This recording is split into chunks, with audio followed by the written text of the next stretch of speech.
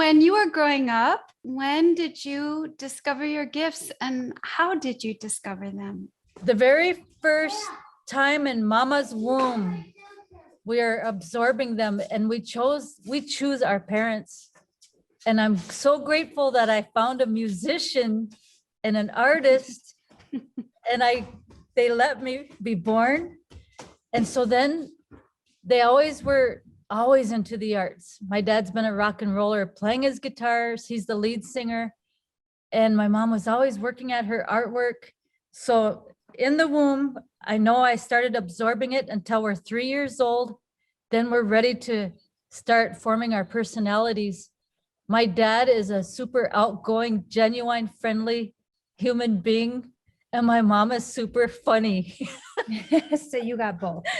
I'm so grateful that they have those gifts because I get to walk with all that. I just love this energy.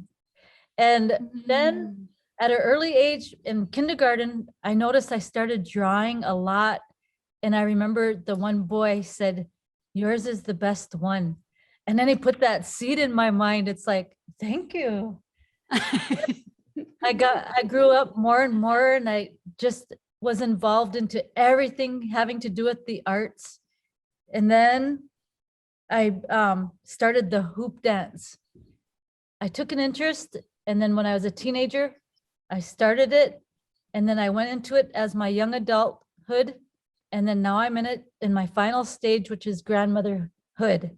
So we get to hopefully walk through all 4 stages of life, from the sacred child, just coming from the spirit world heaven not too long ago, then into the teenager, then into the adult, and now the final grandparent stage. When did you consider becoming an elder? Like, at what point are you considered an elder? Some tribes are only 50 years old. That's so young still. It is. I'm 55 right now. So 50 is a early time, isn't it? Why is it so early?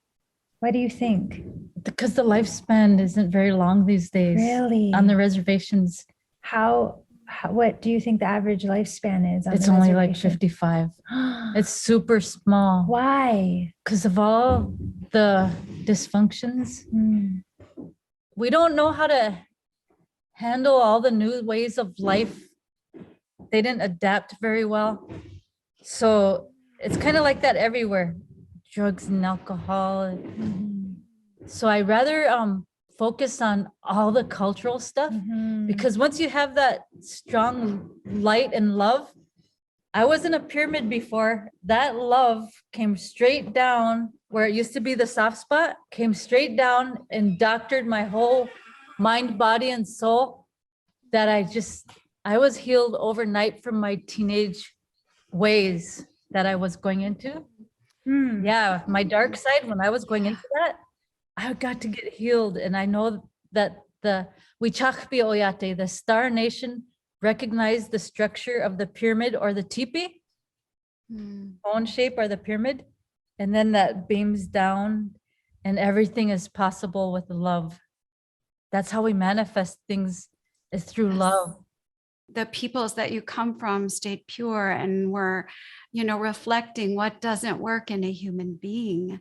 And I think that's interesting from a different perspective, because, there's this beautiful passage. Lots of Baha'i writings are written about Native Americans and how in the future, Native Americans will lead all other nations spiritually.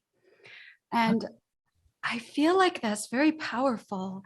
I feel like how interesting the very people that have been kept away, that have been put down systematically, are the very people who have what it takes to lead others from their dysfunction. I mean, it's just that it's been easier to see where you live. So I feel that we're going to go through a good purification.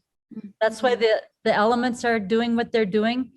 The fires, the floods, the way the wind is, and definitely the air, the viruses. So I feel that it's all going to get better. It's all for the better.